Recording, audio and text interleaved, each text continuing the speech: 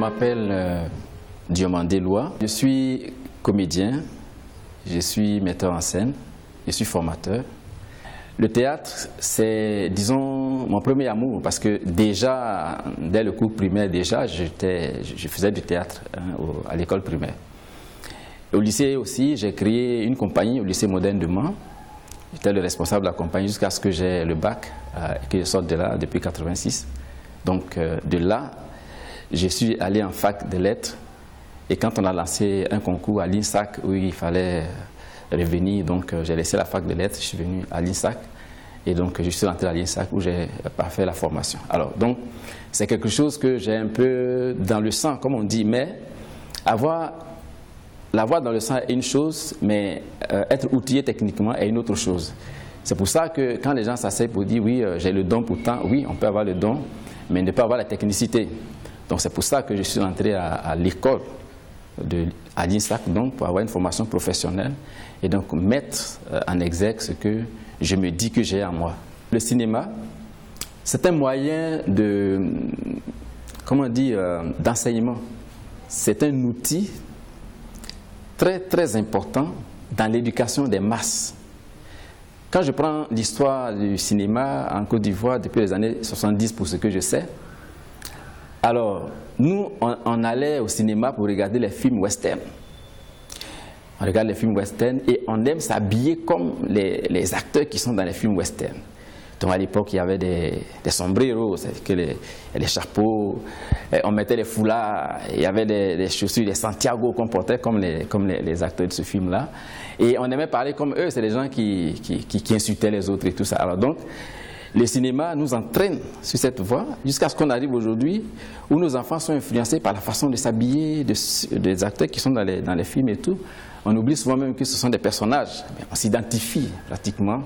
Donc c'est un moyen de contrôle, un moyen qu'on doit utiliser pour éduquer la jeunesse.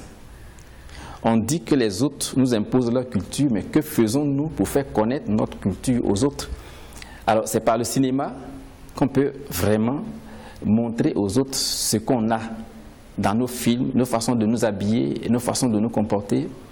Quand je regarde les films indiens, une fois qu'on voit, on sait la façon de s'habiller et tout. Donc c'est un domaine, je pense qu'on doit s'asseoir à l'intérieur de ce domaine-là.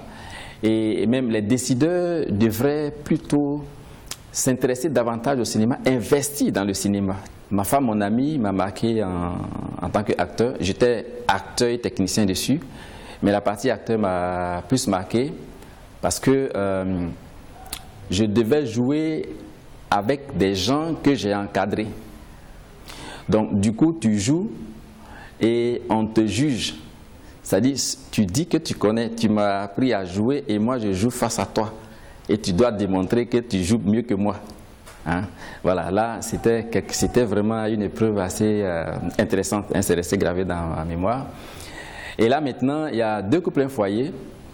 Voilà, là j'étais technicien, j'ai joué quelques séquences en tant que médecin, mais la partie qui me marque, qui est vraiment ancrée dans mon esprit, c'est rassembler plus d'une vingtaine de jeunes gens dans une villa, les empêcher de sortir et les soumettre à une condition de travail vraiment assez militaire pendant près de 8 mois.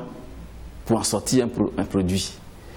Alors imaginons tout ce que ça engendre comme tension, comme crise qu'il faut régler, qu'il faut absorber, les tensions qu'il faut absorber et tout.